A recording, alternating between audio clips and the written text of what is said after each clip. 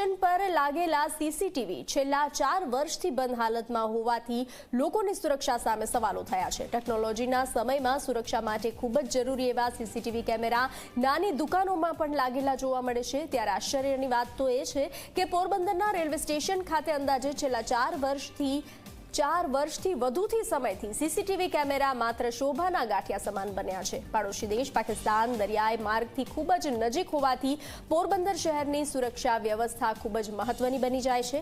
ત્યારે Porbandar railway station કે જે રેલવે સ્ટેશન પર દિવસ દરમિયાન હજારો પ્રવાસીઓની અવરજવર રહે છે, ત્યાં રેલવે સ્ટેશનમાં સીસીટીવી કેમેરા લગાવાયા હતા। તો તે છેલ્લા 4 વર્ષથી આ તમામ કેમેરા 20 જેટલા સીસીટીવી કેમેરાઓ બંધ હાલતમાં છે। રેલવેની આવડી મોટી બેદરકારી બદલ અનેક વખત રજૂઆતો કરવામાં આવી। રજૂઆત બાદ પણ સીસીટીવી શરૂ ન થતા સ્થાનિકો સહિત યાત્રીઓમાં પણ ભારોભાર રોષ જોવા મળી રહ્યો છે।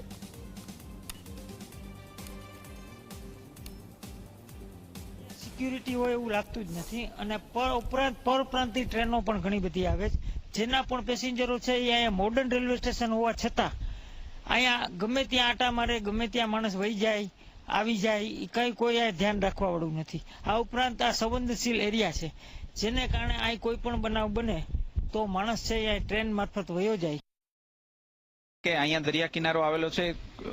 કેટલાય સમયથી નાના મોટા ડ્રગ્સની ઘટનાઓ બને છે, ખૂબ જ ડ્રગ્સનો જથ્થો પકડાય છે અહીંથી અને એ પ્રકારની એક્ટિવિટીઝ થાય છે।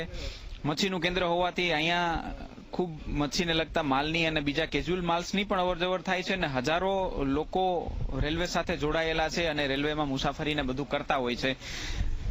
અહીંયા સીસીટીવી જેવી વસ્તુ કદાચ આગા પછી હોય કે પ્રોવાઈડ ન થઈ શકતી અથવા ઇનઓપરેટિવ હોય તો એક સુરક્ષાના મુદ્દે પોલીસ પણ સારી કાર્યવાહી ના કરી શકે અને લોકોને ચોરી લૂંટફાટ જેવી આવારા તત્વો જેવી ઘણી બધી ઘટનાઓનો ભોગ બનવું પડે।